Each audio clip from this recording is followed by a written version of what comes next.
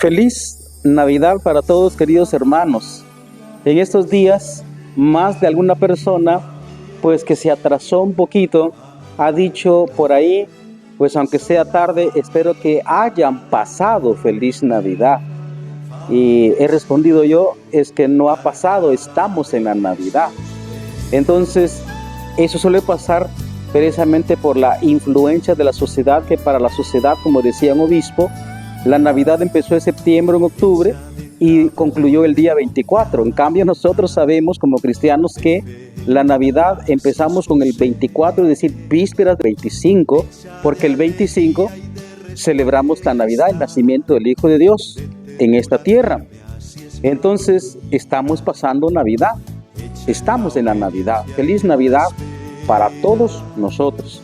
El acontecimiento de la Navidad, pues, es el día maravilloso en el que Dios, el Hijo de Dios, vino a esta tierra. El tiempo mismo es un testimonio del acontecimiento del todo trascendente, del todo indecible, del todo insólito de la venida del Hijo de Dios a esta tierra. ¿Por qué hasta ahorita llevamos 2024 años? Ese es el conteo que llevamos ahora. Porque si hacemos un recuento, como dicen los astrofísicos, los que saben de estas realidades, el universo entero, según el dato que manejan ellos, lleva existiendo más o menos 13.700 millones de años, o redondeándolo, 14.000 millones de años. Nuestro planeta, 4.500 millones de años. Y la humanidad, pues hace 60 millones de años que vino el meteoro a la Tierra y se estrelló de hecho en América y que cubrió toda la parte de la Tierra, que se extinguió mucha vida, especialmente los dinosaurios. Después de eso, pues ya aparece el ser humano en su evolución, es decir, llevamos pues ya unos buenos millones de años existiendo como seres humanos en la evolución, como dice Darwin, porque no está peleada la revelación con la ciencia.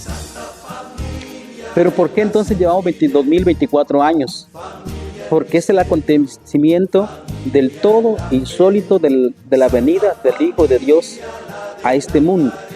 La noticia fue tan trascendente, tan impactante, que se partió el tiempo en dos. Por eso nosotros contamos el tiempo antes de Cristo y después de Cristo. En fin, lo que quiero decir con esto es que el tiempo es un testimonio de que Dios bajó a esta tierra. Por consiguiente, feliz Navidad podemos desear todavía. Claro que sí, estamos en la Navidad y todavía tenemos unos buenos días para celebrar la Navidad. Este domingo, normalmente dentro de la octava de la Navidad, como se dice litúrgicamente, la iglesia celebra la Sagrada Familia de Nazaret, Jesús, José y María. Y esto sale porque los escritos de los santos padres, normalmente ellos hablan del famoso intercambio. El Hijo de Dios se hizo Hijo del hombre para que el hombre se hiciera Hijo de Dios. Dios mismo quiso participar de una familia humana, participar de toda la realidad humana, como dice Pablo, menos en el pecado. Pero el Hijo de Dios quiso participar de una familia humana, entrando en la realidad de nuestra historia, como lo leíamos específicamente en uno de los días feriales del Adviento, es decir, entre semana, ¿verdad? De la genealogía del Hijo de Dios, el Evangelio según San Mateo, capítulo 1, del versículo 1 y siguientes, porque Dios ha querido formar parte de nuestra historia y de nuestra familia. Entonces, este domingo, por consiguiente, es maravilloso porque estamos celebrando al Hijo de Dios que participa de una familia humana. Dios mismo ha querido que su Hijo tuviera una familia. Ustedes se recuerdan, el Evangelio de San Mateo, desde el capítulo número 1, y el Evangelio de San Lucas, hablan bastante de José, por orden de Dios. Entonces José hubo que tomar a María, su esposa, porque Dios le dijo lo que estaba pasando con ella. No temas recibir a María tu esposa. ¿Va? María bien hubiera podido quedar como mamá soltera, pero Dios no quiso, sino que le proporcionó un esposo. María sabía el riesgo que corría al decir sí al ángel Gabriel que le decía que iba a quedar encinta. Y Dios mismo quiso que su hijo estuviera custodiado por una familia, estuviera cuidado, de tal manera que ustedes se dan cuenta cómo el Evangelio de hoy subraya que Jesús se mantenía sujeto a ellos dos, siendo el dueño del mundo. ¿No les parece eso impresionante? Porque nosotros somos tan soberbios que no queremos hacer caso, especialmente a los cuidadores legítimos de nuestra vida, como son los padres. Y en segundo lugar, y en segundo término, aunque por extensión, pues los maestros. Y por extensión todavía más allá, las autoridades, pero legítimas. Y cuando lo hacen bien. Pero nos cuesta tanto obedecer, pero lo que vamos es que Jesús quiso participar de una familia humana y les estuvo sujeto. Por eso en esta ocasión contemplamos esa familiaridad de Dios con nosotros. Imagínense el caso personal como sacerdote. Yo recuerdo que mi señora madre, que en paz descanse, se sentía orgulloso de tener un hijo sacerdote. Bueno, pecador y todo, pero se sentía orgullosa. Y me mostraba a todos, ¿no? Yo imagino que también en el ámbito social, ¿verdad? Un hijo presidente, un hijo ministro, un hijo maestro destacado, qué sé yo, la mamá se sentirá orgullosa de aquel hijo o de aquella hija, ¿verdad? Que tiene un papel del todo trascendente. Pues nosotros también tenemos que sentirnos demasiado orgullosos porque Cristo, el Hijo de Dios, se hizo nuestro hermano y por eso tenemos que estar felices nosotros, porque eso lo dijo el mismo Cristo, ¿verdad? Eso está en el capítulo 3 del Evangelio según San Marcos, cuando lo buscaban sus parientes, ¿no? Entonces, no temamos nosotros si Cristo quiso participar de una familia humana, quiso participar de nuestra realidad. Nosotros no temamos también copiar ese modelo de familia de Dios en una familia humana. Hoy tristemente la sociedad está atacando tanto a la familia que mucha gente, muchos jóvenes tienen miedo a fundar familias, tienen mucho miedo, tienen mucho terror, sienten que van a sufrir. Pero déjeme decirle, como siempre lo he dicho, el sufrimiento es parte de la existencia. Viene por el pecado generalizado que todos hemos cometido desde Adán. No porque uno se case, no porque uno tenga hijos, no por eso uno va a sufrir, sino porque uno participa de la existencia, uno participa de la familia humana. Ese hecho nos trae sufrimiento simple y sencillamente por el hecho de existir. Es una enorme mentira que nos ha metido la sociedad y por la cual muchos se han tragado y tienen envenenado el corazón, tienen envenenado el alma, tienen envenenado su cabeza y entonces, uy, qué miedo, voy a formar una familia, entonces voy a sufrir mucho. No tenemos que pensar de esa manera. Porque como cristianos nosotros sabemos que en la naturaleza nuestra, porque Dios así lo quiso que tuviéramos una familia.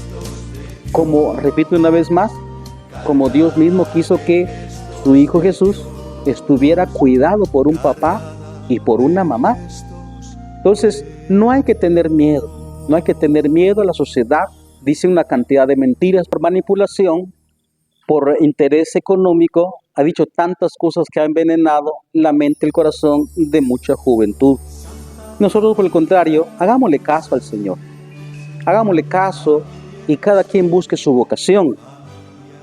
Por último, quisiera también en esta ocasión aclarar algo que parece que está costando mucho que se entienda en el ámbito cristiano.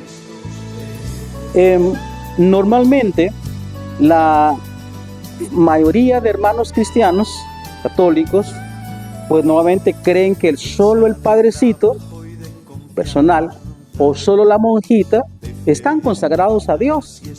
Por consiguiente, cuando pasa algo, un sacerdote se involucra con una mujer o una monjita se involucra con un hombre o se sale de su convento o se sale del ministerio, la mayoría se escandaliza, ¿verdad? Y esto, pues, ¿cómo es posible? Claro que tienen razón de escandalizarse, pero no ha caído en la cuenta la mayoría que también la familia, cuando el hombre y la mujer contraen matrimonio, están consagrando su vida a Dios. De hecho, por eso, ahorita, la segunda lectura de la carta a los Colosenses, segunda lectura de hoy, menciona primero eso, ¿no? Acuérdense que Dios los ha consagrado a ustedes, dice San Pablo. Y lo digo de esa manera, ¿por qué? Porque la mayoría no cree que está consagrado. Entonces, en la familia, nosotros tenemos esa consagración. Porque recordemos, si las familias hoy se desapartan, no es por otra cosa que porque el hombre y la mujer, el novio y la novia, el esposo y la esposa, se están amando nada más en un ámbito puramente humano, puramente sentimental, puramente instintivo. Y como los seres humanos somos tan raquíticos, hombre y mujer, el hombre puede tener la mujer más excelente y más buena, y la mujer puede tener el hombre más excelente, más cariñoso, más detallista, más trabajador, pero somos tan raquíticos que hasta de lo bueno nos aburrimos. Por eso, si nosotros alimentamos el amor con el amor divino que habita en nosotros, estaremos amando, como dice un sacerdote, estaremos amando diosmente, estaremos amando desde el amor de Jesucristo. Entonces el amor nuestro humano no solo no terminará, sino que todavía se fortalecerá, crecerá y perdurará hasta que el vínculo se rompe, como se dice, hasta la muerte. Por eso les invito, en palabras del Papa Juan Pablo II, a no tener miedo, a fundar familias, a hacer hogares, porque si ciertamente se sufre en un hogar, pero también la familia es parte y es algo fundamental para encontrar la alegría y la felicidad, al menos un poquito en esta tierra. El máximo será en el cielo. Pero recordemos, no tengamos miedo. Entonces miremos la familia de Nazaret, una familia que sufrió bastante, y eso cometieron algún pecado, no, y sin embargo sufrieron tanto.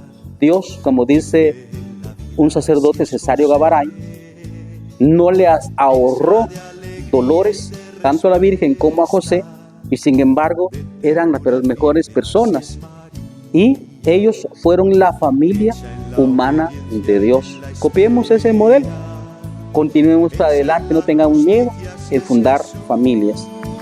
Familia de Nazaret, ruega por nosotros.